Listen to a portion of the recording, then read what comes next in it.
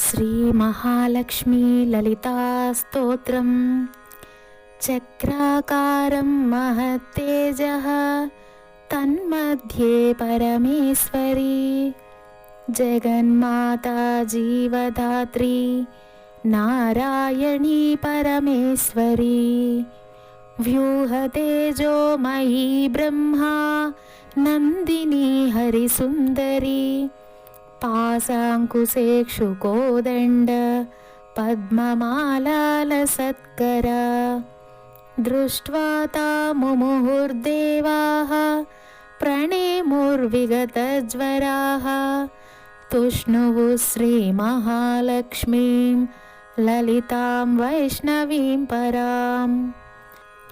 श्रीदेवाः ऊचुः जयलक्ष्मी जगन्मातः जयलक्ष्मी परात्परे जय कल्याणनिलये जय सर्वकलात्मिके जय ब्राह्मी महालक्ष्मी ब्रह्मात्मिके परात्मिके जय नारायणी शान्ते जय श्रीललिते रमे जय श्री विजये देवीश्वरि श्रीदे जयर्दिदे नमः सहस्रशीर्षायै सहस्राननलोचने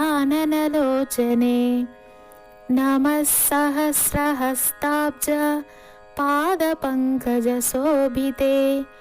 अणोरणुतरे लक्ष्मी महतोऽपि महीयसी अतलं ते स्मृतौ पादौ वितलं जानुनी तव रसातलं कटिस्ते च कुक्षिस्ते पृथिवीमता हृदयं भुवः स्वस्तेस्तु मुखं सत्यं शिरोमतं दृशश्चन्द्रार्कदहना दिशः कर्णाभुजः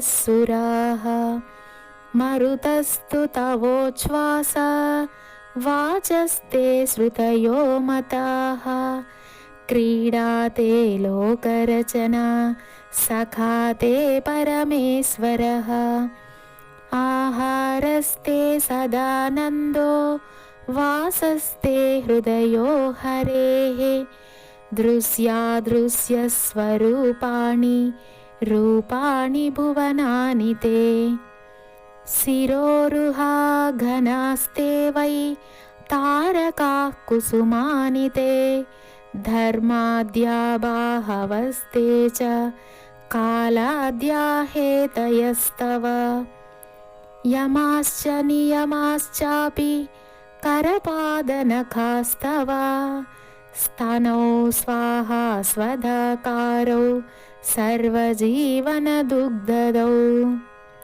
प्राणायामस्तव श्वासो रसनाते सरस्वती महीरुहास्तेऽङ्गरुहाः प्रभातं वसनं तव आदोदया धर्मपत्नी ससर्जनिखिलाः प्रजाः हृत्स्तात्वं व्यापिनी लक्ष्मीः मोहिनी त्वं तथा परा इदानीं दृश्यसे ब्राह्मी नारायणी प्रियशङ्करी नमस्तस्यै महालक्ष्म्यै गजमुख्यै नमो नमः सर्वशक्त्यै सर्वधात्र्यै महालक्ष्म्यै नमो नमः या ससर्ज विराजं च ततोजं विष्णुमीश्वरं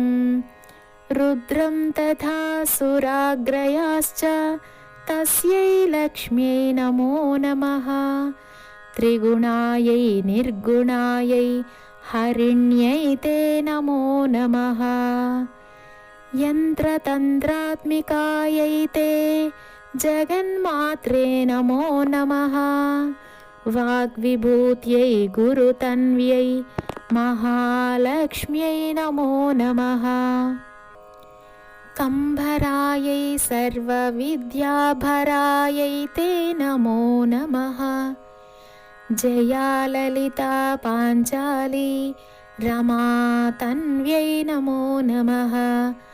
पद्मावती रमाहंसी सुगुणाज्ञाश्रियै नमः। नमस्तुता प्रसन्नैवं छन्दयामास सद्वरैः। फलश्रुतिः श्रीलक्ष्मीर्वाचः। स्तावकामे भविष्यन्ति श्रेयसो धर्मसंवृताः। विद्याविनयसम्पन्ना निरोगा दीर्घजीविनः। पुत्रमित्रकलत्राढ्या भविष्यन्ति सुसम्पदः। पठनाश्रवणादस्य शत्रुभीतिर्विनश्यति। राजभीतिः कदनानि विनश्यन्ति न संशयः। भुक्तिं मुक्तिं भाग्यवृद्धिम् उत्तमां च लभेन्नरः। श्रीलक्ष्मीनारायणसंहितायां देवसङ्घकृता श्रीमहालक्ष्मी ललिता स्तोत्रम्।